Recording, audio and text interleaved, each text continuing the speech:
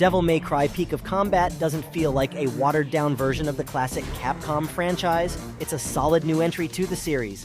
There's tons of fan service here, but the game isn't bogged down with lore. So if you've never played a Devil May Cry game before, this is a good place to start. I'm a longtime fan of the franchise, and I was pleasantly surprised by how well this title measured up to the mainline games.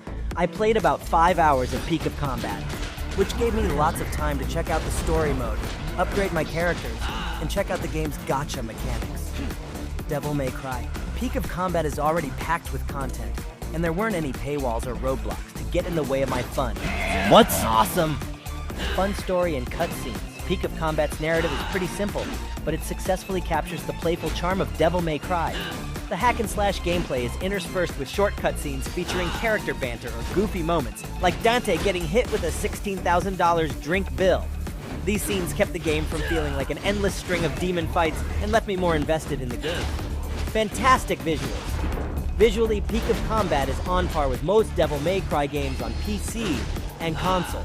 While the cutscenes look especially great, I was also impressed by the animations during combat. Every character has fun and flashy movesets, complete with over-the-top special moves. Even though I was staring at a tiny screen, there were times when I almost forgot that I was playing a mobile game. Solid combat. Going in, I wasn't sure that Devil May Cry would work on a phone, but Peak of Combat delivers a simplified yet satisfying approximation of the core Devil May Cry experience.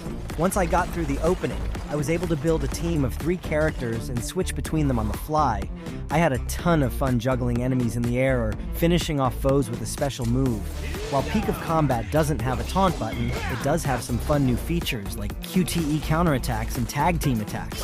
There's plenty of depth to the combat, but it still feels manageable on mobile. Deep weapon system. Peak of Combat's gacha system let me pull for weapons and characters, but every time I unlocked a weapon, it felt like I was adding a new character to my roster.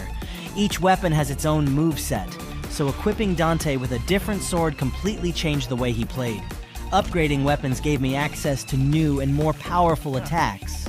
While I couldn't change my weapon during battle, I could build a party featuring multiple versions of the same character, each with a different weapon.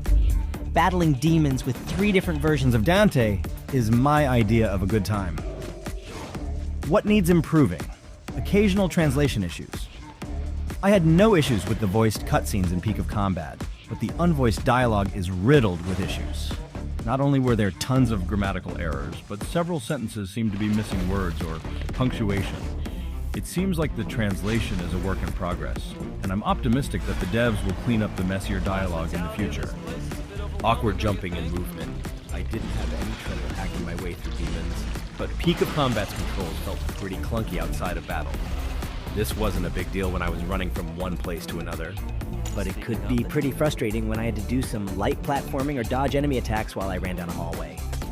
These moments don't happen all that often, but the controls could still use some refining.